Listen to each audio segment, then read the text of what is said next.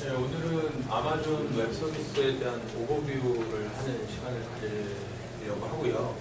제가 지난주 화요일 날 아마존 한국 지사에서 아마존 어썸데이라고 해갖고 AWS에 약 이제 OME를 붙여서 이제 어썸이라는 이제 약간 단위 유의적인 어떤 표현으로 아마존의 어썸데이라는 어떤 국내 컨퍼런스를 최초로 개최를 했었습니다. 그래서 갔었었는데 그 코엑스 오디토리움 신관 3층에서 했었고 사람이 어마어마하게 많이 왔더라고요. 제가 컨퍼런스를 아주 많이 다녀본 건 아닌데 국내 컨퍼런스 단일 회사에서 진행하는 컨퍼런스 중에서 이렇게 참여자가 많은 거는 처음 봤습니다. 보통 여러 회사가 이제 동시에 진행하는 컨퍼런스들에는 사람들이 좀 많이 오는 경우들이 있는데 단일 회사가 진행하는 컨퍼런스에 그렇게 많은 사람들이 온 거는 저는 처음 봤고요. 그만큼 아마존 웹 서비스에 대한 어떤 관심, 그러니까 뭐 다 고객들도 물론 있겠지만 아마존이 한국에 와서 도대체 어떤 서비스를 제공하려고 하느냐라던가 아니면 이제 그러니까 그 온라인이나 이런 쪽에 지면을 통해서만 접했었던 아마존 서비스를 직접 한번 경험해 볼 수 있다라는 차원에서 많은 관심들을 좀 이끌어냈다라고 생각하고요. 이게 재밌는 게 부스 앞에서 HR 부스를 또 차려놓고 사람을 뽑는다고. 그런데 앞에 막 사람들이 줄을 서고 막 명함을 받아가고 막 상담을 하고 하는 거 보니까 저 사람들이 정말 아마존의 그 지금 현재 그 아키텍처하고 프로덕트 매니저를 지금 채용을 하고 있더라고요. 그래서 살짝 관심이 좀 가긴 했었는데 어쨌든 굉장히 성황리에 그 지난주 화요일날 진행을 했었습니다. 그래서 거기에서 진행됐던 내용들 실제로 이 자료는 아니고요. 국내에서 진행했던 자료는 좀 틀린데 그 슬라이드 쉐어라든지 이렇게 공유되고 있는 자료들 좀 찾아보니까 발표됐던 자료들이 상당히 비슷한 부분들이 있어서 그걸 가지고 좀 진행을 하려고 합니다. 어떻게 보면 저는 이제 엔지니어나 개발자는 아니다 보니까 아주 딥한 내용보다는 어떻게 보면 뭐 영업이나 아니면은 그 이제 서비스 기획하는 입장에서 바라보는 어떤 그런 수준으로 좀 말씀을 드리려고 합니다. 그래서 아마 약간 딥한 내용들은 우리 이장호님이 더 자세히 알고 계실 것 같아서 그런 부분은 이장호님이 조금 도와주시면은 감사하겠습니다. 일단 뭐 아마존이 이제 얘기하는 게 사실 이제 클라우드 컴퓨팅에 대한 뭐 장점인 거죠. No front capital expense라고 하는 건 결국 이제 투자 안 해도 되고 그 다음에 네가 실제로 저렴한 비용에 네가 실제로 소비하는 만큼만 페이해주고 네가 그러니까 쓴 만큼만 돈을 지불한다라는 어떤 그런 부분으로 이해하시면 되고요. 그 다음에 셀프 서비스 그 인프라스트럭처 결국은 인프라에 대한 부분들을 엔지니어가 이제 호스팅 업체에다 맡기는 게 아니라 그 고객이 직접 그 셀프 서비스로 구성을 할 수 있다라는 부분. 그 다음에 되게 유연한 어떤 캐퍼시티. 그 다음에 비즈니스에 대한 유연성을 굉장히 향상시킬 수 있다. 신속한 어떤 비즈니스를 추진할 수 있다라는 어떤 그런 부분들을 얘기를 하는 거고요. 이게 아마존 웹 서비스 페이스 오브 이노베이션이라고 하는 건데 2007년, 2008년, 2009년, 2010년, 2011년까지 신규로 출시된 서비스들의 숫자예요. 그래서 2007년에는 뭐 FPS EC2를 시작을 했다가 그 다음에 이제는 뭐 심플DB, 뭐 EBS, 가용성 존 이런 식으로 24개, 48개, 61개, 82개. 그러니까 점점 더 이게 그 아마존에서 출시하고 있는 상품들이 늘어나는 거죠. 그리고 다음 페이지 보시면 이게 이제 2012년도 3월까지인데 3개월 사이에도 7개, 6개, 15개 이런 식으로 계속 서비스들이 추가가 돼요. 그래서 잠깐 보시면 이 자료 말고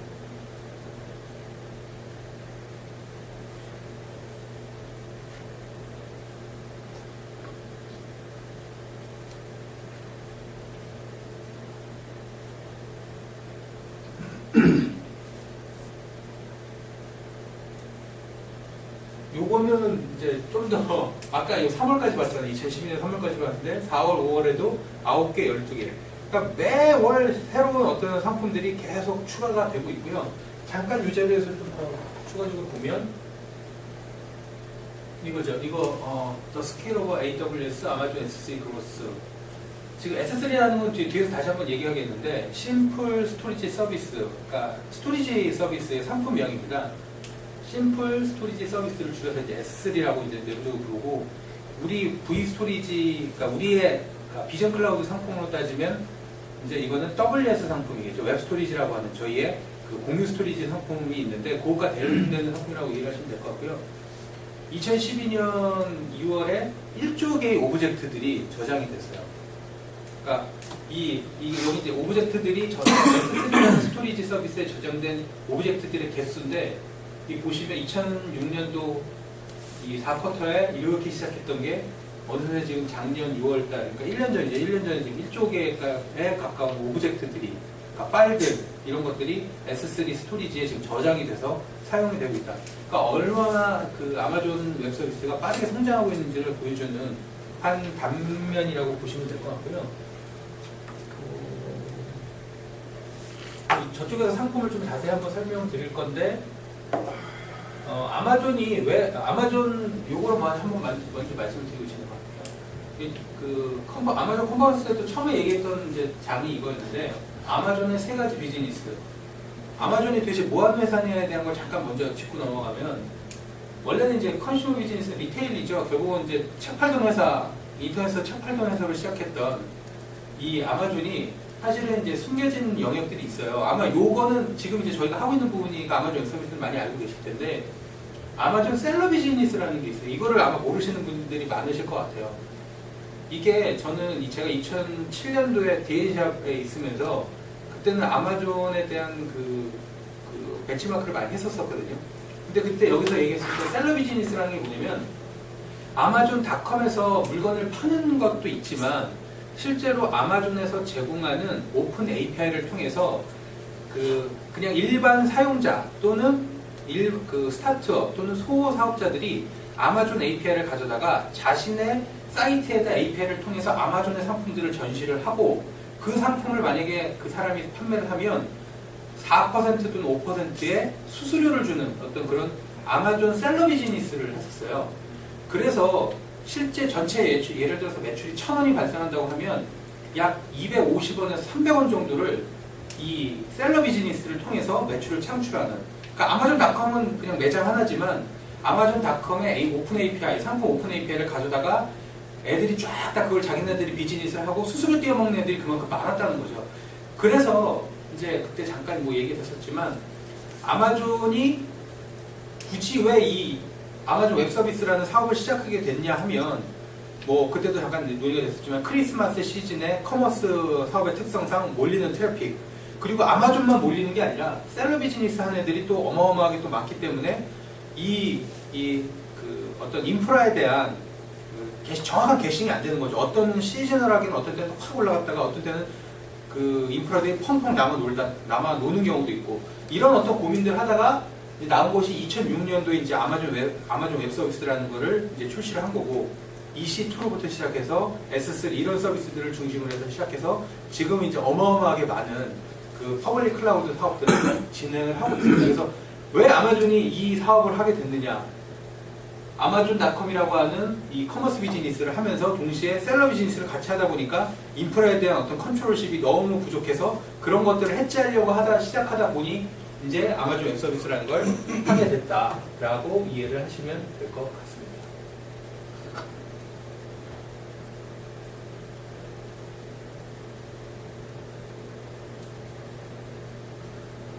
그래서 여기 나오죠. 우리는 이제 10년 동안 이 사업 해왔고 그다음에 아마존 이네이블 셀러 글로벌 인프라스트럭처를 이제 개발 플랫폼을 제공하기 위해서 제공을 했다, 이 서비스를 만들었다 이런 내용들이 나오고요. 그다음에 그래서 그럼 이제 상품을 좀 살펴볼 건데 아마존의 플랫폼 오버뷰라는 부분이 있습니다. 그래서 세부적으로는 조금 더 뒤에 다른 자료에서 한번 말씀드릴게요. 아마존 글로벌 인프라스트럭처, 네트워킹, 그 위에 컴퓨트, 스토리지, DB, 그다음 그 위에 앱 서비스, 그 위가 디플로이먼트하고 어드미니스트레이션스 이렇게 이 구조 자체는 프레임워크는 이렇게 구성이 되어 있고요. 각 단위별로 이제 상품들이 이제 여기에 들어가는 건데 그것들을 한번 살펴보도록 하겠습니다.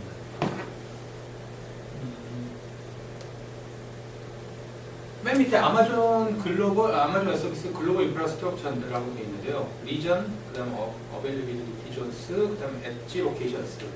요거는 다른 자료가 좀 더 상세하게 나와 있으니까 그 자료를 좀 보여드릴게요.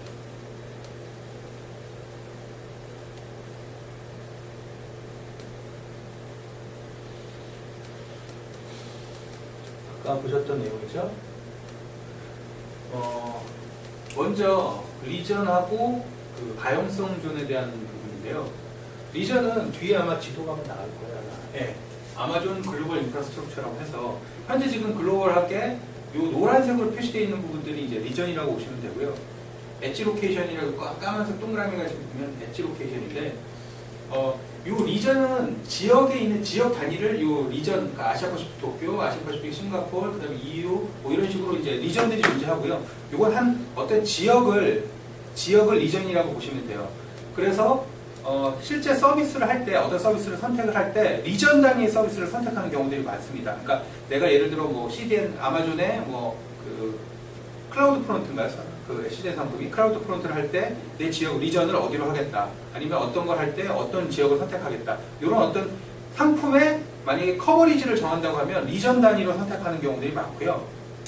그 다음에 엣지 로케이션이라고 하는 거는 이 리전은 이제 컴퓨팅이라든지 이런 어떤 클라우드 리소스에 대한 부분이고, 엣지 로케이션은 CDN의 어떤 노드라고 보시면 될 것 같아요.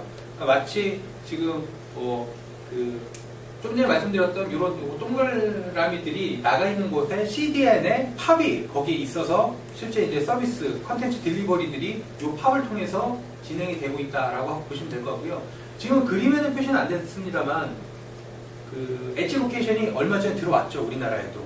아직 우리나라는 리전으로는 리전이 설치되어 있지는 않아요. 그래서 도쿄나 싱가포르 그 리소스를 쓸 수밖에 없는데, 좀 전에 말씀드렸던 것처럼 엣지 로케이션, CDN 서비스를 위한 클라우드 프론트라고 하는 아마존 CDN 서비스를 위한 팝은 국내에 5월 초였죠. 5월 초에 팝이 설치가 돼서 이제 아마존 클라우드 프론트라고 하는 CDN 서비스는 국내에서 어떤 QoS가 어느 정도 보장되는 그런 수준까지 올라왔고요. 예를 들어 우리가 고객 수가 어마어마하게 늘어난다고 하면 뭐 아시아퍼시픽의 두 번째 어떤 리전이 될 가능성도 있겠죠. 현재는 우리가 이제 아마존의 컴퓨팅 EC2나 이런 걸 S3를 쓴다고 하면 싱가포르나 도쿄에 있는 클라우드 리소스를 쓰게 되는 겁니다. 이제 가용성 존에 대한 부분이 이제 아마 나올 건데, 작년 한 해 아마존에서 굉장히 장애들이 많았었습니다. 뭐 인재도 있었고 ELB 작업을 하던 작업자의 실수로 인해서 ELB가 깨져서 막 증가하고 막 이런 애들 다 죽고 뭐 핀터레스트 막 죽고 그랬던 시기도, 그런 상황도 있었었고, 그다음에 좀 다른 케이스긴 합니다만 넷플릭스 같은 경우도 장애가 이 아마존이 죽으면서 같이 서비스가 중단이 되는 어떤 그런 크리스마스 때였죠. 그게 2012년 크리스마스 때. 그러니까 클라우드 서비스에 대한 어떤 아무래도 불신이 큰 건 아마존 같은 굉장히 대형 업체, 그리고 업력을 쌓은 업체도 장애가 빈번하게 발생하는 어떤 그런 부분들이 사실은 이제 전체적인 클라우드 서비스에 대한 불신으로 이어지는 경향들이 좀 큰데, 그걸 막는 방법들은 존재해요. 예를 들어서 이제 가용성 존 서비스가 이제 대표적인 케이스라고 볼 수 있습니다. 아까 리전은 어떤 지역을 이렇게 지역 단위라고 말씀을 드렸는데, 이 가용성 존은 지역보다 조금 더 아래 밑에 있는 개념이고요. 만약에 내가 서비스를 어떤 리전에 가용성 존 A라는 곳에다가 서비스를 차렸는데 그 리전이 죽거나 그 IDC가 죽어버리면 사실 서비스는 중단이죠. 근데 보면 작년에 사례 보면 작업자의 실수도 있었지만 토네이도에 의한 데이터 센터 정전 뭐 이런 경우, 그러니까 천재지변에 의해서 IDC가 죽는 경우들이 우리나라는 별로 없는 것 같은데 미국은 되게 많은 것 같더라고요. 그러다 보니까 IDC가 하나 죽어버리면 서비스가 전체가 중단되는 상황이 발생하는데, 가용성 존이라는 걸 구성을 하게 되면 여기에 서비스가 하나 있고 여기에 또 동일한 서비스를 가용성 존에다 여기다 구성을 해놓으면 설사 IDC가 하나 죽더라도 요거는 다른 곳에 위치한 거기 때문에 실제로 서비스가 중지되지 않고 무중단으로 영속적으로 서비스가 제공될 수 있다는 어떤 개념이고, 실제로 이렇게 되면, 이렇게 구성을 하면 데이터 센터 하나 깨졌다고 해서 서비스가 중단되는 케이스는 없습니다. 다만 비용이 늘어나겠죠. 그러니까 이제 고민인 거예요. 클라우드 서비스를 쓰는 이유는 내가 서비스에 대한 어떤 신속성이라든지 이런 것들도 고려하지만 아무래도 비용에 대한 어떤 그런 코스트를 다운시키는 부분이 가장 이제 좀 큰 어떤 이유가 될 텐데, 가용성 존을 구성한다는 얘기는 그거를 상당 부분 이게 이제 비용을 세이브하는 부분 상당 부분 줄이는 거거든요. 이제 그럼에도 불구하고 예를 들어서 서비스에 대한 어떤 스케일러빌리티를 뭐 그러니까 확보를 하기 위한 어떤 그런 이유에서라고 하면, 그리고 안정성에 대한 부분이라고 하면 사실은 가용성 존을 구성하는 게 맞고요. 국내에서는 이 서비스를 제공하는 거는 이제 지난번에 이장훈님이 잠깐 말씀하셨던 것처럼 KT U-클라우드에서 유일하게 그 가용성 존 서비스를 제공을 하고 있습니다. 그래서 거기가 그 목천이라고 하셨죠? 여기 목천. 네, 천안 목천하고 그다음에 이제 KT 서울에 있는 IDC하고 그 A하고 C 뭐 이렇게 보면은 지금은 그러니까 UI가 생겼죠. 그러니까 존을 선택할 수 있는. 네 맞아요. 그래서 뭐 존 A 그다음 존 C 뭐 이런 식으로 해갖고 서비스를 어디다 위치를 시킬 거냐, 그리고 그거를 이제 가용성 존 서비스를 쓸 거냐 말 거냐, 이런 이제 서비스를 KT U-클라우드에서 얼마 전부터 시작을 했습니다. 그리고 사실은 저희도 지금 뭐 그 멀티 IDC 구조로, 저희가 버추얼 IDC의 멀티 IDC 구조로 되어 있잖아요. KT, LG, SKT에 있는데, 다만 아직 컴퓨팅 자원, 저희 비전 클라우드의 컴퓨팅 자원은 SK에만 있습니다. CDN이 지금 3사에 나눠져 있고 컴퓨팅은 좀 SK에 있는데, 꼭 만약에 우리가 이제 이 서비스를 한다고 하면 어쨌든 뭐 ELB에 의해서 이제 이거는 나눠질 수 있는 거니까, ELB는 이미 우리도 있는 거고, 그러면 우리가 예를 들어 KT나 LG 쪽에다가 컴퓨팅 서버들을 가져다 놓고, 그 다음에 VM 생성할 때 LG에 생성하실래요? KT에 생성하실래요? 뭐 아니면은 뭐 이렇게 SK 생성하실래요? 선택을 하고, 이거를 그 가용성 존 서비스 쓰실래요? 마실래요? 그럼 그걸 KT에 디플로이 하실래요? 뭐 LG에 디플로이 하실래요? 이렇게 선택을 하면 사실 저희도 그 서비스를 제공할 수 있습니다. 근데 과연 이 서비스가 현재 지금 타겟팅된 고객들이 과연 많이 쓸 거냐에 대한 고민들이 있겠죠. 결국 ROI 이슈니까. 그래서 그런 부분들은 저희가 이제 시장에서 이제 시장 상황들을 좀 파악을 해 나가면서 고객들의 니즈가 이제는 비용보다는 오히려 안정성이라든지 이런 부분에 대한 쪽으로 좀 많이 이제 좀 흘러가고 있다라고 판단이 되는 시기에는 저희도 이제 버추얼 IDC를 통한 이 가용성 존 서비스에 대한 고민을 한번 해볼 시간들이 아마 필요하지 않을까, 그런 생각들을 하고 있습니다. 그럼 가용성 존 서비스라는 게 그 디제스터 리커버리랑 같은 개념으로 봐요. DR 사이트에서 그 핫이나 미러 사이트 정도 보시면 되는 거죠. 그러니까 DR을 단순하게 데이터를 아카이빙해가지고 저기 패시브로 받을 준비를 하고 있는 형태의 구성도 가능하지만, 저기서의 그 가용성 존이라는 거는 데이터 센터를 두 개를 쪼개놓고 분산 처리를 하겠다는 거죠. 네, 그러다 보니까 저 가용성 존을 할 때 어떤 리소스들이 필요하냐면 우선은 GSLB 같은 것들이 돼야 돼요. 그 GSLB가 돼가지고 A라는 상품에 대해서 각 데이터 센터로 리퀘스트를 갖다 분산해서 보내고 리스판스를 받을 수 있는 구조가 돼야 되다 보니까 실제 이제 개발 환경이나 서비스 환경을 구축하는 애들은 좀 힘들죠. 왜냐면 데이터 센터 두 개를 나눴을 때 그 동일한 어떤 그 서비스를 제공하기 위해서 뭐 소스가 좀 변경이 돼야 된다든지 뭐 이런 부분들이 있을 수 있잖아요. 예를 들어서 그런 거죠. 아까도 이제 얘기했던 것처럼 어떻게 보면 싱크거든요. DR 같은 경우는 어디가 자기가 낮다라고 되면 이제 그 다음에 이제 뭔가 움직이는 건데, 얘는 두 개가 동시에 내려가는 거기 때문에 로드 밸런싱을 한다. 항상 그렇죠. 처리를 같이 한다는 그렇죠. 거죠. 근데 그게 데이터 센터 자체가 틀리니까 네트워크 환경도 틀릴 것이고 뭐 전혀 IP 대역도 틀릴 거니까 결국 사용자 입장에서는 SLB를 받을 수 있는 GSLB나 이런 기능들이 좀 지원이 돼야 되는 거고요. 저거는 어떤 관점에서 접근을 하냐면 그 클라우드 사업자가 어나운스하는 SLA 수준이 있지 않습니까? 뭐 97.7%다. 그런데 저희 회사의 퀄리티는 99.9%다.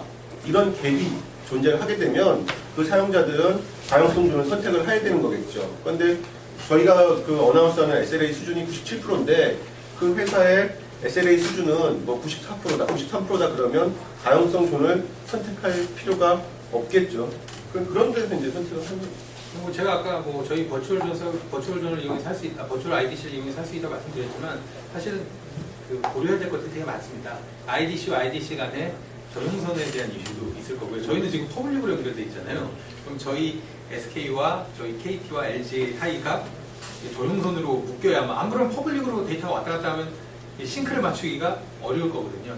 그런 것들, 지금 현재 KT는 그 가용성 존 서비스를 할 때 약 그 목천하고 이쪽하고 전용선을 뚫어놨기 때문에 이제 그런 것들이 가능한데, 텐지 전용선을 뚫었다고 제가 얘기 들었었는데, 그런 것들이 가능한데 이제 저희는 그런 거 하려면 실제 그런 기술적인 고려는 아마 필요하게 될 것 같아요.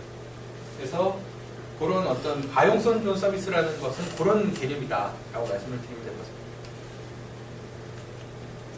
그다음에 이제 다음은 상품에 대한 것들을 쭉 이렇게 한번 쭉 살펴볼 건데 뭐 시간이 많지는 않으니까 대표 상품 위주로 일단은 저희에 대응되는 상품 위주로 저희 비전 클라우드와 대응되는 상품 위주로 한번 살펴보도록 하겠습니다. 스토리지 쪽이죠. 저희가 최근 들어서 열심히 밀고 있는 이장호님이 어마어마하게 고생을 하고 계신 스토리지 쪽인데 S3입니다. 아까 말씀드렸죠. 이게 심플 스토리지 서비스 SSS 그래서 S3고요. 장면 센스가 원래 이런 식으로 항상 하더라고요. EC2라는 거는 엘라스틱 클라우드 컴퓨트 해갖고 EC2가 되는 거거든요. C가 두 개다 그래서 EC2가 되는 거거든요. 세련됐어요. 우리처럼 맞지 않아. V 스토리지. 비전 클라우드 막 이런 식으로 하여튼 이런 식으로 좀 얘네들은 지금 다 그런 식으로 좀 상품들 이름이 나오고 있어요. 그래서 S3는 아까도 말씀드렸죠. 저희가 현재 저희 비전 클라우드의 상품명으로서는 저희가 ES 엔터프라이즈 스토리지와 WS 웹 스토리지라는 두 종류가 있는데 이거는 WS에 대응되는 상품이에요. 어떻게 보면 사실은 여기가 원조고 우리가 이제 거기에 대응해서 만든 케이스인데 스토리지 이거는 이제 이거는 어떻게 보면 공유 스토리지라고 생각을 하시면 될 것 같아요. 그러니까 뒤에서 살펴볼 그 EBS 같은 경우는 우리의 ES에 대응되는 상품인데 스토리지의 그 블록 디바이스로 이렇게 연결이 되는 어떤 그런 상품이라고 보면 얘는 어떻게 보면 그 인터넷에서 공유 스토리지 개념이라고 보시면 될 것 같거든요. 그래서 인터넷이나 네이티브 온라인 HTTP 액세스가 가능하고 그 다음에 대용량 데이터를 저장하는 용도로 사용이 많이 되죠. 그래서 예를 들어 대표적인 거 뭐 미디어 파일들 여기다 그냥 다 밀어넣고 그거 가져오고 하는 것들을 그 여러 서버에서 동시에 여러 명이 액세스할 수 있도록 하는 S3 상품. 그러니까 고가용성, 그다음 신뢰성, 그리고 굉장히 빠르고 이게 이제 99.99999%로 믿을 수 있다. 이렇게 얘기를 좀 하고 있습니다. 이게 제가 그때 봤더니 이게 1기가에 0.12불이었죠. 0.12불을 저장하는 용도로 받고 그 다음에 또 전송 데이터에 따라서 또 별도로 차지를 하더라고요. 보통 이제 그 나스 형태로 쓰고 네. CDN에 그 데이터 저장하는 용도로 쓰다 보니까 클라우드 프론트하고 S3하고 같이 이제 묶어서, 예. 헷갈리게 합니다. 그리고 다음은 EBS로 이건 아까 제가 잠깐 먼저 보여드렸죠. S3의 어떤 사용량이 미친 듯이 올라가서 지금 요거는 아까 옛날 자료인데 지금 1조개까지 오브젝트들이 1조개까지 올라갔다는 얘기가 있고요. 그 다음에 이제 EBS 아마존 엘라스틱 블록 스토어 아까 말씀드렸죠. S3는 그냥 공유 스토리라고 말씀드렸으면 EBS는 블록 스토리지예요. 그래서 예를 들어 리눅스에서는 마운트 시켜서 그러니까 이렇게 생각하시면 돼요. 얘 EBS는 OS 깔 수 있는 스토리지고 얘는 OS 깔 수 없는 스토리지다라고 이해를 하시면 편할 것 같아요. 외장형 저희 뭐 야동 조정할 때 쓰는 외장형 1테라짜리 스토리지 그런 거라고 생각하시면 되고 얘는 시스템에서 시스템 파일을 저장할 수 있는 그 블록 스토리지라고 생각을 하시면 됩니다. 그래서 이거는 이제 블록 스토리지 볼륨 4 유즈 위드 아마존 EC2. 그러니까 EC2라는 게 이제 뒤에서 말씀드리겠지만 저희로서 따지면 VM이거든요. VM 인스턴스에 볼륨으로 마운트 시켜서 쓸 수 있는 스토리지라고 보시면 되고요. 블록 디바이스라고 말씀을 드렸고요. 그리고 스냅샷 스토어드 드러블리 아마존 S3. 이게 무슨 얘기냐면 요 스냅샷 뜬 거는 이제 S3에 저장이 돼요. 여기 EBS에 저장이 되는 건 아니고, 그러니까 아마존에도 EC2라는 어떤 VM 인스턴스를 만들고 우리가 스냅샷 뜨는 것처럼 이제 스냅샷을 뜰 수 있는데 실제로 그것들은 이제 아마존 S3에 저장이 되는 거라고 이해를 하시면 될 것 같고요. 그다음에 스토리지 게이트웨이 이거는 제가 정확히 잘 모르는데 이장호님이 좀 설명해 주시면 안 될까요? 그 아마존 스토리지 게이트웨이는 결국에는 S3 같은 것들을 사용자가 쓰려면 아마존에 로그인을 해야 되고 거기서 뭐 경로를 받아서 파일을 올리고 이런 일련의 작업들이 되게 불편하지 않습니까? 그리고 제가 이 스토리지만 서비스를 직접 받으려면 얘들 같은 경우에 이제 API를 완전히 공개를 해버리는 거죠. 그래가지고 제가 그냥 제 서버에다가 API나 아니면은 아마존 S3에 직접 연결되는 툴을 설치를 해가지고 바로 그쪽으로 아카이빙을 할 수 있는 그거를 이제 스토리지 게이트웨이라고도 하고요. 그 다음에 아까 전에 노영준님이 말씀하셨지만 VM들을 갖다가 스냅샷을 뜨게 되면은 이 스냅샷 이미지가 어딘가에 저장이 돼야 되지 않습니까? 그 부분들을 좀 되게 저렴하게 하려면 어떤 형태가 돼야 되냐면 저비용의 스토리지로 저장이 돼야 되는 거거든요. 그러니까 EBS 같은 경우에는 좀 비싸죠. 그러니까 우리가 외장하드라고 생각을 하는 거니까. 근데 S3는 우리가 뭐 네트워크 파일 서버 이런 공유해서 쓰는 그런 쪽이니까 그쪽으로 넘기는 거 이런 얘기도 많이 하는 거고요. 지금 보면 심플 소프트웨어 어플라이언스 노 체인지 니카이어드 투 온 오프라미스 아키텍처 이렇게 나와 있는데 그거를 얘기를 하자면 저희는 이제 나중에 쿠도나 이런 데 나갈 때 이 V스토리지 게이트웨이를 갖고 나갈 거지 않습니까? 글로 거쳐서 그 데이터가 이제 V스토리지에 저장되는 중앙에 있는 V스토리지에 저장되는 구조라고 하면 쟤들은 그런 거를 주지 않고요. 그냥 API를 주는 거예요. 니들 서버에다 직접 API 심어가지고 데이터의 아카이빙은 바로 중앙으로 보내. 그거에 대한 현황을 어떻게 보느냐? 애들이 이렇게 이제 프로그램 같은 걸 주지. 그걸 띄워보면은 내 파일이 얼마나 저장이 되어 있고, 우리 웹하드 설치하면은 이게 에이전트 딱 설치해가지고 내가 파일 올렸다 내렸다 이렇게 막 하실 수 있잖아요. 그걸 동일하게 제공을 합니다. 그러니까 서버들에다 그렇게 심어 놓던지 하면은 예를 들어서 리눅스 같은 경우에는 배치작으로 나는 C에 있는 드라이브를 스토리지로 카피를 하겠다. 그리고 스케줄링 걸어버리면은 카피가 되잖아요. 이제 그런 용도로 쓴다 해서 이제 AWS 스토리지 게이트웨이 이런 용도로 많이 씁니다. 실제로 이 다음 페이지에는 없는데 없구나. 여기 제가 또 아마존 컨퍼런스에는 또 새로운 상품이 하나 스토리지가 또 추가가 됐어요. 글로시어라고 해갖고 그거는 보니까 그러니까 여기 장표에는 없는데 정말 그러니까 버리고 싶지만 혹시 몰라서 저장할 데이터들을 저장하는 용도의 스토리지 상품을 또 새로 하나 글로시어라고 하는 상품을 새로 하나 런칭을 했고 걔는 아까 0.12불 아까 S3 0.12불 EBS 0.1불 막 이러거든요. 근데 걔는 그러니까 결국 0.1불은 100센트인 거잖아요. 근데 10센트짜리 상품이 글로시어라는 게 나왔고 걔는 그냥 막 저장 막 하다가 그런 기능을 제공하더라고요. 야 60일 이후에 삭제. 그래서 그냥 정책을 빨리시를 걸어놓으면 이제 그냥 혹시나 모르는 데이터를 그쪽으로 밀어 넣어놓고 그냥 막 더미 데이터를 일단 다 밀어놓고 자동으로 없어지게 만드는 대신 걔는 들어가서 서치하거나 뭔가를 압축해서 저장하는 형태더라고요. 보니까 가격을 낮추기 위해서 그러다 보니까 그런 것들을 가격을 싸게 해주는 대신 서치하고 찾고 막 하려면 따로 돈을 받아요. 그러니까 저장을 해놓되 별로 살펴보지 않을 데이터들을 저장할 용도로는 글로시어라는 어떤 스토리지 상품을 쓰는 게 맞다라는 거죠. 그러니까 어떻게 보면 얘네들은 고객들의 니즈를 정말 막 세부적으로 다 쪼개갖고 그래 블록 디바이스 쓰려면 EBS 쓰고 그다음 너는 이제 미디어 파일 공유하려면 S3 쓰고 그다음 막 언제 지워도 될 그런 정말 모르는 데이터는 글로시어를 쓰고 이런 식으로 정말 세분화해서 고객들한테 제공을 하고 있고 나중에 뒤에서 이제 IAM이나 아니면 이쪽에서 이제 얘기를 원래 할 부분이긴 한데 접근하거나 컨트롤할 수 있는 방법이 굉장히 디테일하게 제공이 돼요. 그러니까 우리는 지금 현재 우리 콘솔 외에는 아직 우리 API가 지금 아직 정확하게 나와 있지는 않은데 그것들이 API, 그 다음에 커맨드 라인에서의 콘솔, 그 다음에 웹 콘솔 이런 식으로 해갖고 고객이 나는 너무 아무것도 모르는 고객이야. 그러면 이제 웹 콘솔에서 그다음에 나는 정말 엔지니어고 막 뭔가 내가 스크립트 짜서 개발할 거야. 그러면 이제 커맨드 라인에서 스크립트 짜서 접근하기도 하고 API로 접근하기도 하고 그러니까 되게 다양한 어떤 여러 가지 컨트롤 방법을 제공을 해주고 있습니다. 그게 아마존의 강점이라고 할 수 있을 것 같아요. 근데 사실 VM 한 개 두 개 쓰는 거기 때문에 사실 그거 아무 필요 없어요.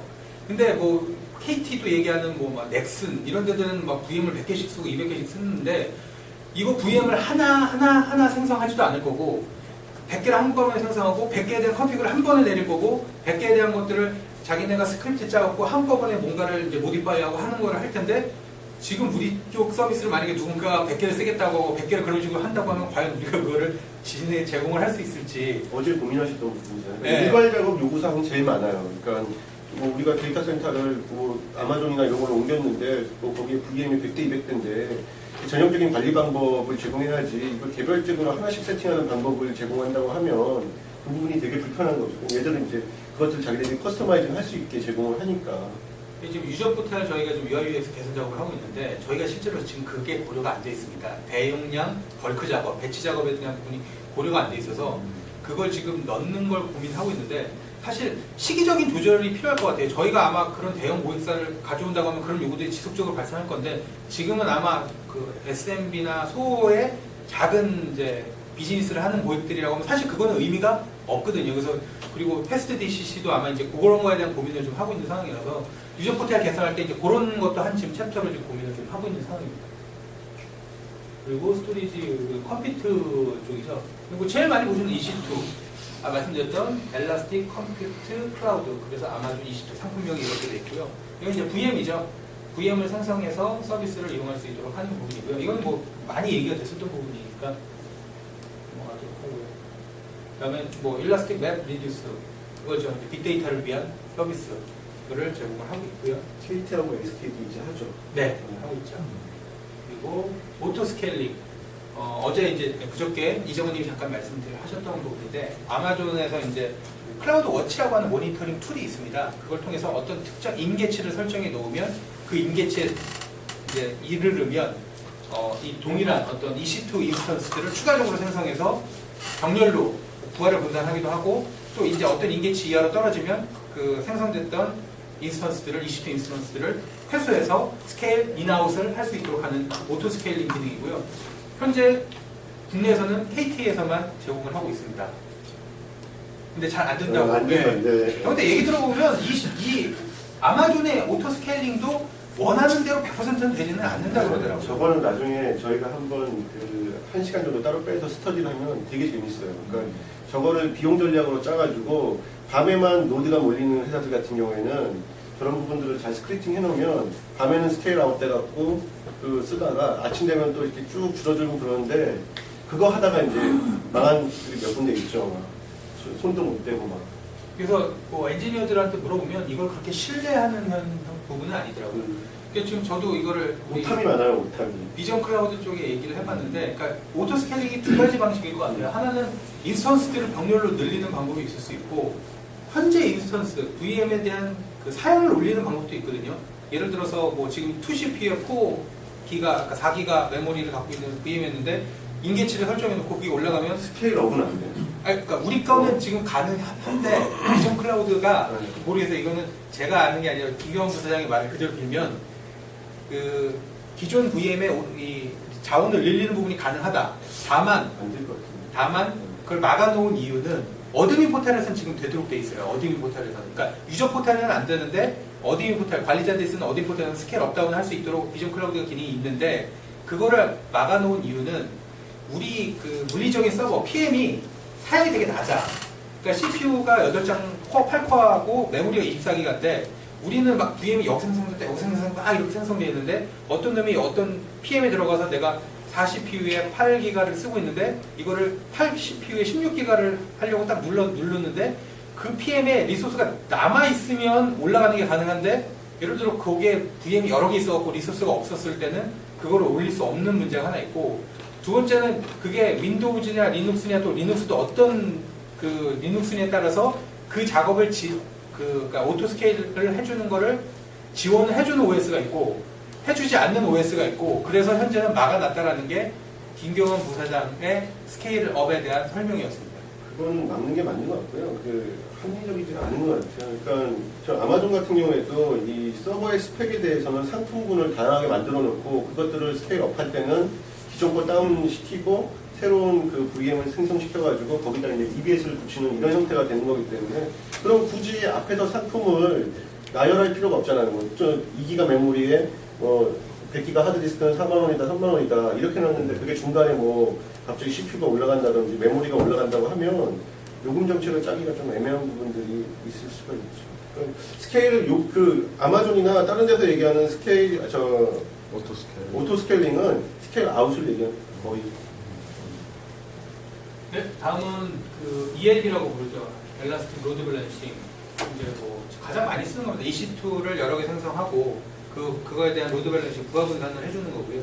저희 같은 경우는 LB라는 서비스 형태로 서비스를 제공하고 있는데 사실 아마존도 얘가 문제를 많이 일으키더라고요. 장애 나는 거 보면 거의 ELB 쪽 장애가 되게 많더라고요. 그러니까 천재지변, 뭐 정전 이런 거 말고 뭔가 소프트웨어적으로 문제가 있다고 하면 ELB 쪽이 굉장히 많이 장애 빈도가 높은 것들을 지금 볼 수 있습니다.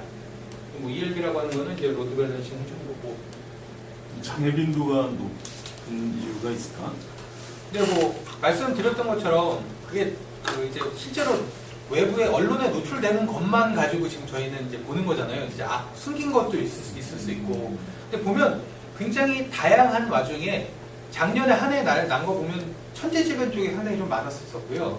그다음 두 번째 인재, 그러니까 엔지니어가 ELB 작업하면서 그 안에 들어있던 저장된 데이터를 날려버렸다든지 하는 부분이 있었었고, 세 번째 쪽으로는 좀 전에 말씀드렸던 ELB 쪽에 뭐 뭔가 문제가 꼬여서 발생하는 어떤 그런 문제들. 그래서 이제 아마존은 그때마다 이제 뭐 보상해주겠다 뭐 얘기하고, 돈으로 보상을 안 하고 그 크레딧으로 주더라고요. 사용료를 까준다거나 이런 식으로 해주고, 그 다음에 그 윈도우즈 애저 같은 경우도 뭐 그 황당하게 또 도메인을 SSL 인증서가 만료돼서 장애가 나고 뭐 이런 인재도 막 빈번하게 좀 발생하고 있는 거고. 그래서 저희도 지금이야 고객사가 많지 않으니까, 근데 이제 고객사가 좀 많아지고 하면 사실은 이 운영 인력에 대한 어떤 그런 그 프로세스나 명확한 어떤 가이드들이 필요할 수밖에 없을 것 같습니다. 그 ELB 자체가 네. 그게 그러니까 불가항력적인 거냐 아니면 제어가 가능한 거냐, 그렇게 둘로 나누면 네. 어떤 영역에 들어가는 제어는 가능한데요. 그 제가 이제 저도 읽어본 기사에 의하면 ELB라는 게 통으로 하나 큰 ELB가 있는 게 아니라 ELB 그룹 이렇게 묶여 있는데, 특정 ELB에서 소프트웨어적인 오류에서 발생할 수도 있고 ELB의 하드웨어가 페일 나서 발생할 수도 있다는 거죠. 그럼 그 ELB 그룹에 묶여 있는 VM 인스턴스들은 페일이 날 수밖에 없고, 그래서 아마존은 이거는 우리가 100% SL이 100% 보장 못하는 거니까 가용성존 서비스를 써라라고 계속 그 추천을 하는 거고요. 그래갖고 이거는 사실은 그 아마존이 얘기하는 건 그거지 않습니까? 야, 이 가격에 어디 가서 이런 서비스를 이용할 수 없어. 그러니까 이거를 그런 거에 대해서 내가 감수해야 돼. 대신 이걸 완벽하게 리던던시를 확보하려고 하면 결국은 가용성존 서비스를 쓰는 게 맞아. 그래서 넷플릭스 같은 사례는, 넷플릭스는 자기는 원래 자체 IDC를 운영을 하다가 그걸 싸그리 다 접어버리고 다 아마존에서 지금 운영하고 있는 케이스인데, 그래서 아마 그 넷플릭스 엔지니어들은 아마 AWS에 대한 그 노하우가 어마어마하더라고요. 그래서 넷플릭스 블로그에 들어가 보면 아마존 서비스 뭐 100% 활용하기 뭐 이런 식의 어떤 자기네 기술 노하우를 오픈을 해요. 그래서 넷플릭스 사례를 보고 아마존 다른 업체들이 아마존을 이렇게 쓰면 조금 더 안정적이고 뭐 좀 더 비용을 효율적으로 쓸 수 있고 이런 구성을 하면 좋겠구나라는 걸 거기 가서 배우는 경우들이 걔들은 하더라고요. 그 아마존의 저 서비스 인스턴스를 쓰기도 하지만요, 지들이 그 아마존 API 콜 해가지고 지들이 상품을 만들어서 써요. 그러니까 여기에 좀 ELB라고 있으면 뭐 유레카라는 또 지들 나름대로의 그 이 아마존형 L4, 그러니까 LBS 같은 걸 만들어가지고 그냥 VM에다 만들어서 지들 거 이렇게 로드 밸런싱 때리고요. 그 다음에 매니지먼트 콘솔도 이제 불편하니까 뭐 아스가르드라고 또 지들이 만들어가지고 또 디플로이하고 관리하고 막 이렇게 쓰고. 그러니까 그 아마존이 그 우리나라의 전통적인 엔지니어들한테는 야 저게 그 폴리시가 지켜질까 뭐 이런 얘기를 하는데, 외국 애들은 뭐 자기들 나름대로 이렇게 해가지고 막 그렇게 쓰니까 그 얘기는 플렉서블 하죠. ELB가 구조적인 문제가 있는 것보다는 네. 그거를 오퍼레이션하는 그쪽에 좀 아직 안정성이 좀 그러니까 떨어진다는 ELB를 그 담당님이 되게 그 이해하기 쉬우신 구조라면 뭐냐면 인라인 L4예요. 인라인 L4니까 어찌됐든 간에 게이트웨이가 되는 거지 않습니까? 그 게이트웨이가 하단에 있는 서버들의 어떤 헬스 체크라든 이런 부분들을 다 하고 있어야 되는데, 이 부분에서 어찌됐든 간에 그 오탐이 발생할 수 있는 부분들이 있고요. 오탐이 발생해서 뭐 스케일을 걸어놨는데 뭐 빠지면 안 되는 건데 뭐 빼버린다든지 다시 넣는다든지 이런 문제도 있을 수 있고, 이 ELB 자체가 이제 문제가 돼가지고 하단에 서비스들이 안 되는 경우들이 발생하고 뭐 이런 것들이죠. L4인데 이제 뭐 인라인 구조라고 보시면 될 것 같아요. 네, DB 쪽입니다. 다이나모 DB는 뭐 이거는 뭐 저희는 없는 상품이죠. NoSQL DB를 쓰기 위해서 이거 수요일에 잠깐 얘기 나왔었잖아요. 얘는 이미지 형태로 제공되는 게 아니라 파스예요. 플랫폼 애저 서비스. 내가 DB 쓰고 싶으면 데이터베이스 할당받아서, 쿼터 할당받아서 쓰는, 계정받아서 쓰는 형태라고 보시면 되고, 그것 중에 NoSQL을 쓰기 위한 상품이 다이나모DB. 그 다음에 심플DB는 뭐 아시는 것처럼 그냥 데이터베이스의 거고요. RDS가 그거죠. RDBMS. 그래서 여기 지금 나와 있네요. MySQL, 오라클, MS SQL 서버. 오라클 11G를 버전 11G 버전을 제공한다고 하더라고요. 그래서 내 오라클 막 비싼 돈 주고 사서 쓰기 힘들고 잠깐 쓸 거라고 하면 이런 것들을 사용해서 비용을 줄일 수 있고. 아마존만 오라클 그걸 정확히 모르겠어요. KT에서는 제공 안 하나? 안 합니다. 오라클을? 그러니까 직접 설치하는 거죠. 직접. 오라클을 직접 써가지고 그러니까 데이터베이스 서비스를 하는 데들은 거의 MySQL하고 MS SQL만 하고 있고요. 오라클, 우리나라에서는 오라클은 고객이 직접 자기 부기에다 자기 라이센스를 가지고 설치하는 구조죠. 근데 제가 알기로는 RDS에서 오라클 11G를 제공하는 걸로 얘기를 들었어요. 아, 아마존은 제공하는 거죠. 아마존은 원래 오라클을 제공했고요. 네, 그러니까. 그리고 이거는 그 엘라스틱 캐시라고 해서 인메모리 캐시 쪽 상품이죠. 네. 그러니까 요새 이제 빅데이터 처리하기 위해서 이제 메모리에 캐시 올려놓는 상품도 얘는 가지고 있더라. 메모리 DB 형태로 네. 되는 거죠. 그다음에 네트워킹 쪽인데요. VPC 그 수요일 날 이제 한참 얘기했었던 거죠. 버추얼 프라이빗 클라우드. 그러니까 고객의 개인형 그 프라이빗 클라우드를 제공을 하는 형태. 그래서 뭐 어떤 특정 지역에서 서버팜 예를 들어 뭐 피지컬 머신을 10대를 할당받고 거기에 내가 VM을 100개를 생성하든 1000개를 생성하든 그건 고객사 마음. 그리고 그 해당 VM들에 대해서 그 사설망, 그러니까 내부 IP로 구성을 해서 자기가 마음대로 이제 네트워크 환경을 구성할 수 있는 그런 서비스를 VPC라고 보시면 되고요. 루트 53이 이게 DNS 서비스 맞죠? 라우트 53이 그렇죠. 네. 이거는 그러니까 이름을 뭐 멋있게 진 거죠. 루트 53이라고 지었는데 한마디로 DNS 서비스를 제공하는 거예요. 만약에 내가 DNS 서버가 필요해, 그러니까 네임 서버가 필요하다가 도메인 네임 서버가 필요하다고 하면 이거 가져다가 쓰면 된다라는 거고. 저거는 무조건 써야 되는 거죠. 그러니까 왜냐하면 모든 네임 리졸루션을 다 DNS로 하기 때문에 보통 이제 뭐 라우트 53 다 써야 되는 거죠. 그 지금 아까 전에 말씀드렸던 ELB 같은 경우에도 결국에 노드 밸런싱을 우리 DNS 노드 밸런싱 하듯이 하는데 패스 체크 기능이 들어간 그냥 스마트 DNS 정도로 보시면 됩니다. 그다음에 아마존 다이렉트 커넥트 이거는 이제 VPN이라고 보시면 돼요. 그러니까 하이브리드를 이제 구성하는 경우 그 자사의 IDC에서 이제 온프레미스로 구성을 하고 그다음에 이제 퍼블릭 클라우드 아마존 거를 쓸 때 아마존 다이렉트 커넥트라는 걸 통해서 CQ한 어떤 커넥션을 연결하는 상품이 아마존 다이렉트 커넥트라고 보시면 될 것 같습니다. 이제 CDN이죠. 콘텐츠 딜리버리. 아마존 클라우드 프론트, 상품명은 클라우드 프론트고요. 저희는 그냥 비전 클라우드 CDN이라고, VCDN이라고 부르고 있는 그 상품입니다. 그래서 이거는 뭐 특별히 뭐 서포트는 다운로드, 스트리밍, 라이브 스트리밍, 뭐 어도비의 그 플래시 미디어 서비스를 다 제공을 한다. 너 어느 정도까지 저걸 해주나요? 여기도 와우자 실제 미디어 서버를 와우자를 쓰는지는 모르겠어요. 왜냐면 뭐 그거를 실제로 근데 뭐 와우자를 커스텀했던 뭔가를 커스텀했으니까 FMS를 지원하지 않을까요? 보통 일반적으로 FMS를 직접 쓰지는 않을 거예요. 라이센스 비용이 워낙 비싸기 때문에 FMS를 쓰기보다는 와우자 커스텀을 해서 이 서비스를 제공한다고 보는 게 맞을 거예요. 티빙 같은 거는 와우자 아마존 저 시대는 들어갈 수 없는 건가요? 들어갈 수 있죠. 들어갈 수 있는데 보통은 커스터마이즈 해주잖아요. 네, 근데 들어갈 수 있는데 조금 전에 얘기했던 것처럼 단순한 그냥 컨텐츠 딜리버리 하는 거에는 이걸 태워도 문제가 없는데 티빙은 속성상 여러 가지 그 미디어 서버에 대한 커스텀이 들어가야 되다 보니까 그래서 아마존을 쓰기는 쉽지 않아요. 아까만 해도 마찬가지잖아요. 아까만 해도 커스텀을 안 해주잖아요. 글로벌 이 CDN 업체들은 그런 어떤 특정 그 고객사의 요구를 수용하지를 않습니다. 그러니까 우리나라 그 CDN 사업자들이 아직까지 장사를 하고 있는 거죠. 그러니까 아마존에 들어가려면 가용성존에 들어가든 뭘 하든 간에 다 우리 거를 얘들한테 맞추는 거지 얘들은 결코 고객에게 맞춰주는 게 없어요. 근데 이제 그 가장 합리적인 범용성을 갖고 있는 거기 때문에 웬만하면 맞춰주는 게 맞지.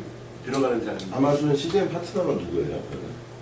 지금 현재 아마존 CDN 파트너라고는 없고 아마존 총판은 국내에서 메가존이라는 업체가 아마존 총판을 하고 있어요. 아니, 글로벌 엣지로 쏴줄 때 네. 뭐 아까말 쓴다든지 아니 지네가 구축한 거예요. 진행하는 거예요? 아마존은 그러니까 지네가 컵을 다 구성한 거예요. 뒤에는 어떤 대학들이 있을 수 있는데 그 제대로는 그치, 그러니까 그 현지 어나운서 할 로컬이라는 때- 걸 할 수는 있겠지. 어나운서 할 때 그런 얘기를 안 해요. 저 우리 진행 이번에 것이냐. 그 아마존 클라우드 프론트에 그 엣지 들어온 거 그 킨스에 들어왔어요? 킹스. 네, 킨스에 그렇겠지. 네, 킨스 로컬이랑 네트워킹을 하겠죠. 지금 걔는 아이디를 짓고 들어오는 건 아닐 거고. 근데 지금 그 SDS라고 하고 진다는 얘기도 있어요. 그래가지고 뭐 오늘 뭐 같이 인크루팅 했다는 게 지금 사람들 엄청 뽑고 있거든요. 아마도 그것 때문에 뽑는다는 얘기가 있죠. 중국 같은 경우는 CDN 사업자가 글로벌 파트너들이 못 들어가잖아요. 대부분. 그래서 이제 현지 로컬 사업자인데 저기 이제 써있기로는 이제 글로벌리하게 쭉 이제 쏴준다라고 하는데 뭐 예를 들어 중국에 특히 트래픽이 몰린다든가 했을 때 원활한 속도나 이런 걸 보장을 못 할 수도 있으니까. 작년에 아마존이 그래서 한국 센터를 다 알아봤거든요. 센터를 다 알아봤는데 안 맞은 것 같아요. 킹스가 되게 클라우드 쪽 관련해가지고 그 빠르게 움직여요. 그러니까 나이트 스케일 총판도 지들이 한다고 했었고 아마존도 뭐 자기들이 굉장히 총판 하겠다 뭐 막 그랬었는데 좀 총판을 안 주지 않아요? 아마존 네. 정책상? 근데 이게 지금 메가존 줬잖아. 아, 그래요? 메가존이 한국 총판이에요.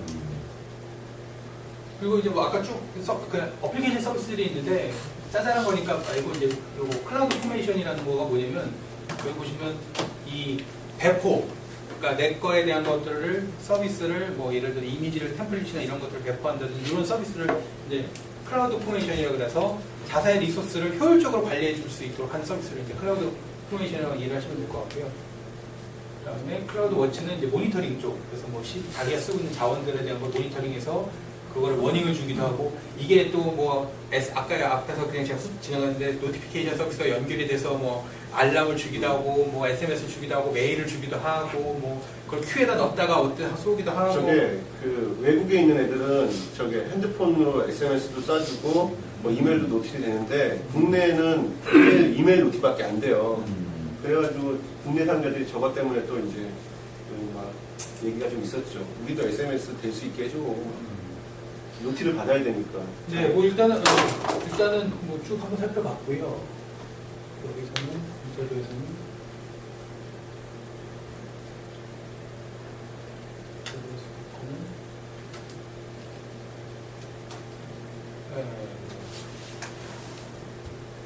여기 이제 커스터머들 많죠. 삼성도 쓰고 있다고 하고 넷플릭스 뭐 이런 것들 다 쓰고 있고 그다음에 시스템 그러니까 SI 업체죠. 뭐 이런 애들이 아마존을 이용해서 시스템 사업, SI 사업을 하고 있고 그다음에 이제 이런 애들은 벤더로서 하고 있는 거죠.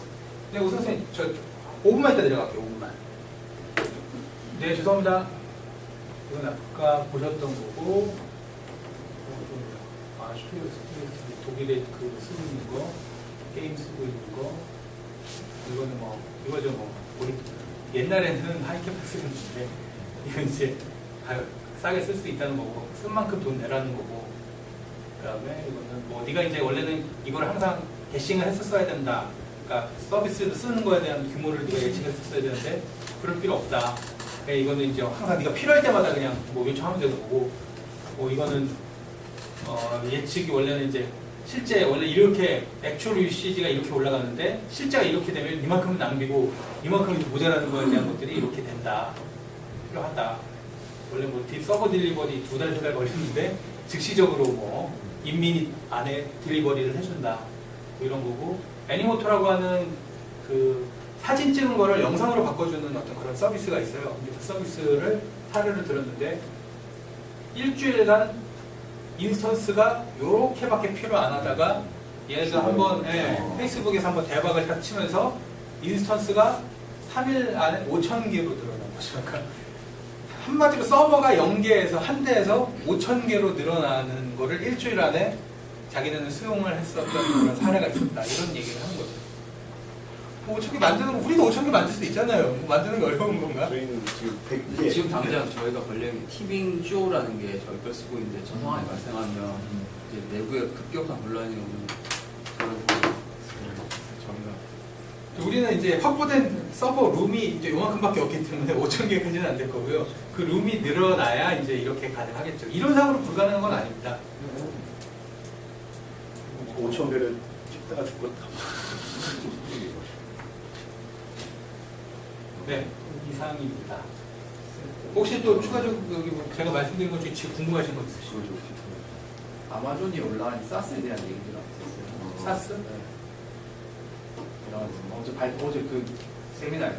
세미나에서는, 그러니까 화요일날 했었던 그 어썸데이는 주로 어떤 얘기를 했냐면, 거기 온 사람들이 다 개발자 엔지니어들이다 보니까, 실제로 이런 자료들은 웹상에 널려 있어요. 슬라이드쇼 단넷 가보면, 아마 AWS 검색하면 막 미친 듯이 쏟아지는데, 그때가 좋았던 게 뭐냐면, 그 한 세션, 그 상품에 대한 설명이 끝나면, 그걸 실제로 웹 콘솔에서 시연을 해줬어.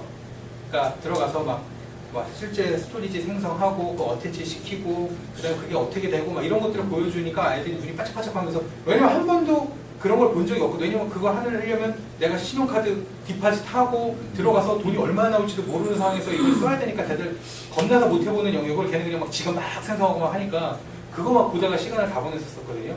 그러니까 그것처럼 그때 했었던 건 대부분 상품에 대한 하고 실제 개발자들이 억세스하는 웹 콘솔에 대한 쪽이 주로여서 사스에 대한 얘기는 없었어요. 왜냐면 개발자는 엔지니어 사스 관심 별로 없잖아요.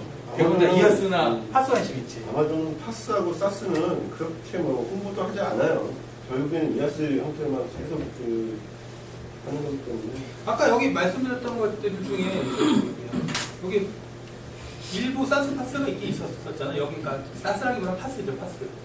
여기 상품들 중에 앱 서비스 요게 이제 사실은 여기 클라우드 컴퓨팅 쪽은 아니고 근데 이미 뭐 이것도 파스죠. DB가 자기들 파스죠. 직접 개발을 그렇죠. 해서 사스화 시키니까. 그러니까 쟤들은 파스화된 이 어떤 그 아키텍처를 아까 얘기했던 것처럼 템플릿이나 그런 어떤 구조적인 걸 만들어서 다른 사용자들이 팔 수 있게 앱 장소를 만들어주는 거지. 그다음에 자기들이 이제 그 앱 서비스도 자기들도 만들어서 같이 하고 그런 형태의 이제 그 파스 서비스를 하는 거죠. 그러니까 지금 우리가 항상 클라우드 처음 배울 때 아이아스는 뭐고요, 파스는 뭐고요, 사스는 뭐고요. 보통 구분을 그렇게 많이 하는데 아마존은 파스, 사스, 이아스 그렇죠. 구분을 안 해요. 구분이 사실 필요 없는 네, 거야. 이렇게 구분을 하고 여기 보면 이 데이터베이스가 사실은 파스인 거잖아요. 그러니까 우리는 그렇게 구분 안 하고 고객들의 니즈에 맞는 상품 라인업에 대한 프레임워크를 이렇게 짠 거고 그거에 따른 상품들을 라인업 시킨 거다. 그러니까 어떻게 보면 우리도 뭐 파스, 사스는 업자들 용어인 거지 고객들 용어는 아닌 거라는 거죠. 데이터베이스를 쓰면 자세히 사스죠. 접수가 보진 않았는데 네. 저희 전략적인 의미가 있을 것 같은데 아마존은 결국 사스를 안 하고 아이아스하고 파스 중심으로 하면서 사스를 하는 사업자들 막 끌어들여서 자기들이 인프라를 쓰도록 하는 전략인 거지.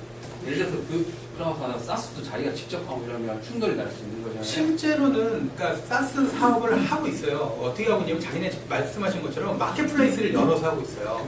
아마존 마켓플레이스, 웹서비스 마켓플레이스가 있어서 아마존의 인프라를 이용해서 아까 얘기했던 뭐 그런 벤더들, 그러니까 솔루션 벤더들이 그 인프라 위에다가 자기네 솔루션을 얹어서 만들면 사스. 그 다음에 뭐 예를 들어서 그러니까 어플리케이션이 올라가면 사스고 솔루션이 올라가면 파스로 올라가는 거고 이런 식으로 해서 만드는 거라는 거죠. 그래서 걔네들은 메인이 아이아스하고 파스 정도에만 집중. 맞아요. 그게 근데 우리의 스탠스는 약간 애매한 게 이쪽도 하고 사스도 직접 우리가 하는 거거든요. 그러니까 그거는 이제 왜 그러냐면 예를 들어 KT는 사실 아마존을 그대로 따라가고 있거든요. KT는 마켓플레이스를 만들었어요. 그래서 국내 벤더들한테 KT 이아스 써서 상품 만들어갖고 그거 팔아먹자라고 해갖고 마켓플레이스를 열었단 말이에요. KT는 정말 그 세컨 팔로우 전략으로 아마존을 그대로 따라가는데 우리는 그럼 야 이건 우리는 사스도 한다고 그러고 뭐 파스도 한다고 사실 정확히 얘기하면 엄밀히 얘기하면 그게 아니라 우리가 사스도 하고 파스도 하겠다는 게 아니라 우리는 미디어 쪽에 미디어 카테고리, 산업군 카테고리에 집중하는 하겠다고 하다 보니까 미디어에 필요한 이아스도 있을 거고 미디어에 필요한 파스도 있을 거고 미디어에 필요한 사스도 있을 거다 보니까 OVP는 어떻게 보면 사스하고 파스 개념인 거고 우리가 지금 비전 클라우드에 CDN이나 VCDN 이런 거 하는 건 IaaS 개념인 거잖아요. 그렇게 버티컬로 들어가다 보니까 사스, 파스, 이아스가 그래서 나눠지지만 어쨌든 사스 쪽에 그게 OVP가 됐든 모바일 게임 센터가 됐든 네. 그런 쪽으로 집중하는 거잖아요. 그러면 과연 밑단에 있는 이거 버티컬리 미디어 산업에 집중하지만 호리젠틀리 봤을 때 아이아스나 파스도 네. 우리가 과연 그쪽의 원가 경쟁력 이런 측면에서 우리 계속 가져갈 수 있는 건지에 대한 저도 뭐 그거는 이미 어느 정도 컨센서스는 있다고 생각했는데 우리가 퍼블릭하게 이제 갈 수는 없다고 봐요. 그래서 조금 전에 얘기했던 것도 버티컬로 미디어 버티컬이라는 걸 세운 거고 미디어 버티컬에서 어느 정도 자리를 잡았다고 하면 그게 뭐 로지스틱스가 될지 아니면 지놈이 될지 모르겠지만 새로운 버티컬을 또 찾아야 우리가 들어갈 수 있는 경쟁력이 있는 새로운 버티컬을 찾아야 되는 거고 얘네들은 사실 우리가 주력해야 될 부분은 아니지. 왜냐면 그거 주력하다가 가랭이 찢어질 가능성이 훨씬 더 크기 때문에 그렇다고 아예 영업을 안 한다는 아니야. 우리 컨트롤십이 있는 애들한테 영업은 하되 이게 주력은 아니고 버티컬, 미디어 버티컬 하나만 일단 집중하고 그 다음 추가적으로 버티컬 나올 수 있는 것들을 가는 게 현재 우리가 지금 갖고 있는 전략. 구민원이 이게 맞지 않나요? 제가 이해하고 있는 게. 그렇게 좀 가려고 하는 거잖아요.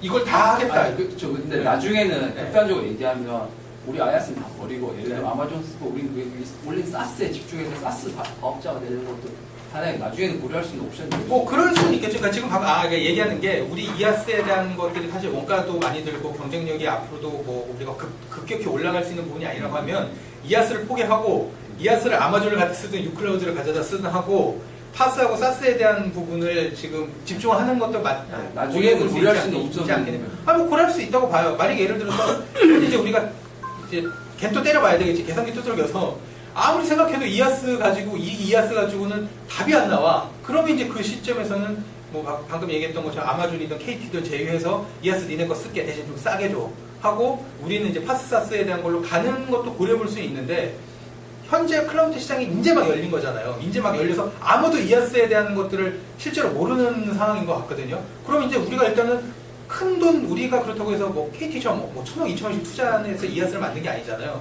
공동사업자를 통해서 적정한 어떤 원가를 가지고 지금 한 건데 이것조차 계산기를 두드려 봤더니 안 맞는다고 하면 그게 이제 1년이 될지 2년이 될지 모르겠지만 그 뒤에는 이제 판단을 하긴 해야 되겠죠. 근데 나름 이걸로 경쟁력이 있어서 이것 때문에 우리가 자체적으로 운영하는 것 때문에 파스사스에 대한 가격이 떨어지고 어느 정도 컨트롤십이 생겨서 뭐 플렉서빌리티가 서비스 플렉서빌리티가 높아진다고 하면 이아들을 가져가는 게 맞을 거고 야 이걸 쓰나 우리 거를 독자적인 걸 쓰나 아니면 KT 유클라우드를 쓰나 아마존을 쓰나 사실 그닥 차이가 없더라 라고 나오면 언젠가 이거 이아스에 대한 부분을 정리해야 될 시기는 오겠죠. 근데 지금 그 시기를 판단할 수 있는 시기는 아닌 것 같아요. 맞아요. 그건 말씀하신 건 맞아요. 우리가 이거 뭐 영원히 이아스 하겠다 이거를 지금 생각하고 있는 건 아니잖아요.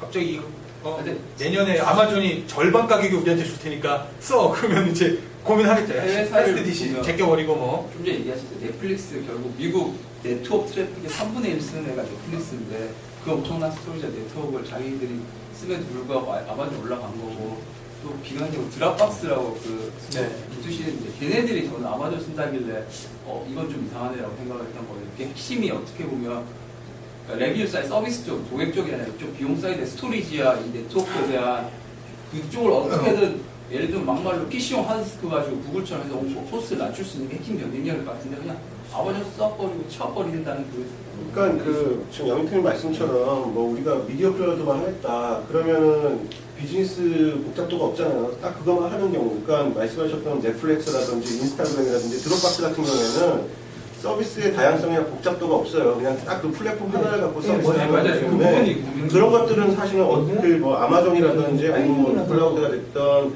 SK가 됐던 그 환경에 최적화할 수 있는 그 플랫폼을 유틸리티에서 쓰던 자기 걸 쓰던 상관이 없어요. 근데 뭐 저희 같은 경우에는 어떤 전략을 짜고 있는지 모르겠지만 뭐 지금 CDN 비즈니스도 하겠다. 그렇게 가기가 어려운 부분이 지금 있냐 아까 옵쇼핑이나 TV는 커스터마이징 많은 부분들이 우리가 아이아스를 가지고 있지 않으면 힘든 부분이기 때문에 그걸 버리기도 쉽지 않은 부분 같아요. 그래서 시작을 그렇게 우리가 한 거잖아요. 그러니까 이아스 없이 시작을 한 게 아니라 이아스를 가지고 이제 시작을 한 거고 그 위에 사스 파스들을 올려서 어떻게 시장에 이제 어떤 니즈들을 수용할 수 있는지 없는지를 이제 우리가 이제 트라이 하고 있는 거고 그 과정 속에서 이아스에 대한 것이 그러니까 내재화하는 게 맞느냐 아니면 밖에 있는 걸 쓰는 게 맞느냐는 지금 상황에서 판단하기는 되게 애매한 시기라는 거죠.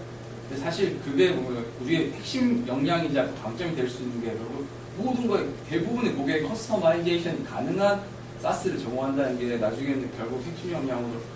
근데 대신 그런 부분이 있을 것 같아요. 우리가 아직 이걸 뎁스 있게 지금 살펴보진 않았지만 우리 수준의 비전 클라우드 수준을 가지고 우리가 이제 이런 사업을 한다고 하면 사실 쉽지 않아요. 무조건 커스터마이징이 필요할 수밖에 없으니까. 근데 아마존 웹 서비스 같은 경우는 굉장히 다양한 API와 SDK와 그 커스텀할 수 있는 옵션들이 많아요. 그러니까 걔네가 직접 해주진 않지만 미국형 네, 정말 이 개발 환경 자체가 플렉서빌리티가 높단 말이에요. 그러면은 야 이거 얘네가 지금 우리는 그게 없으니까 패스디시고 CDN 커스터머라고 하고 뭐 개발하라고 하는데 그걸 할 수 있는 상황이라는 게 확인이 된다고 하면 야 우리가 하려고 하는 게 이런 수준인데 아마존 API를 통해서 다 구현할 수 있어.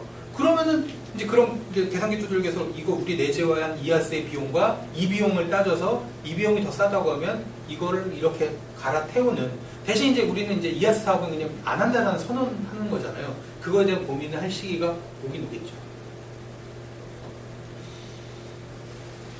네, 뭐 얘기가 어떻게 사업부를 지금 막 기술 얘기해서 사업 쪽으로 나중에 가면 사실 아마존이 6년 전부터 시작해서 19번의 가격 인하를 했고 최근에 EC2 같은 경우도 37%나 서비스 가격 인하를 했어요. 이하스에 대해서 경쟁력은 없어. KT도 못 따라갈 거야. 비전 클라우드가 예. 아니, 결국에 네. 한국의 애들이 IDC 찍고 하면 왜냐면 자기들은 바이브 파워가 계속 규모의 고객이 경제니까 늘어날수록 예. 계속 늘어나기 때문에 전 세계적으로 자기들은 결국엔 제로로 제공했다는 인프라. 그럼 결국에 뭐냐면 얘들 얘기하는 전략대로 사스로 갈 수밖에 없는 거고, 아니 저기 사스 에코시스템을 만들어줄 수밖에 없는 상황인 거고, 그걸로 돈을 벌겠다는 얘기고, 우리도 사실 지금 뭐 여기서 이하스를 할 거냐, 사스를 할 거냐, 이건 사실은 우리 지금 현재 이 얘기를 할 수 있는 것도 사실은 인프라가 있기 때문에 얘기를 할 수 있는 거니까 일단 좀 지켜봐야겠죠. 말씀하셨던 것처럼 이제 그 컨퍼런스 때 무슨 얘기가 나왔냐면 자기네들이 이제 가격 인하를 31번의 가격 인하를 했대요 지금까지. 근데 우리는 가격 인하를 하는 게 경쟁사 대비 경쟁력을 확보하기 위한 가격 인하가 아니다. 우리는 뭐 그렇게 보일 수는 있겠는데 자기네는 자기네 인프라가 가격이 늘어나면서 가격이 점점 떨어지는 걸 그대로 그냥 계속 반영을 시키는 거다. 네, 적용하는 거다. 이렇게 얘기를 하더라고요. 저게 진짜일까라는 진짜. 생각이 들지만 걔네는 이제 선언을 그렇게 하는 거예요. 그래서 앞으로도 가격 인하는 경쟁사 상관없이 계속 쭉 갈 거고 그래서 마음껏 쓰시라 자기네 인프라를. 그래서 지난번에 제가 말씀드렸던 것처럼 다음이 TF 구성에서 클라우드 사업을 한번 해볼까 해서 한 3개월 정도 불리다가 아마존 CTO 한번 와서 얘기해보고 이건 아니네 하고 사업을 접었다고 말씀을 드렸던 것처럼 삼성도 마찬가지 S클라우드 했다가 도저히 이건 아니네. 300억 원 POC 비용 들고 끝냈잖아요. 그러니까 이 시장이 좀 그런 것 같아요. 그래서 아까도 얘기했던 것처럼 이제 우리가 퍼블릭하게 KT는 할 수밖에 없는 거고 KT는 그래야 이제 뭐 새로 이제 사업을 찾아내야 되는 상황이다 보니까 그렇게 할 수밖에 없는 건데 우리는 그 길을 그대로 따라가면 안 되는 거고 버티칼로 서비스에 집중할 필요가 있다는 거죠. 근데 단 하나 늘 얘기하지만 우리는 시장이 내부에 먼저 존재한다는 거죠. 그렇게 해서 캡티브에 그걸 바탕으로 해서 레퍼런스 할 수 있는 게 상당히 많습니다. 그러니까 그룹 내에서 우리는 넷플릭스 같은 애들 먼저 그래야 됩니다. 네, 그럼 이것으로서 나니지 고맙습니다. 너네지가 파워 수고하셨습니다. 야, 뭐 저게 있지. 뭐 안 해? 아 맞아 그거 해야 되겠다.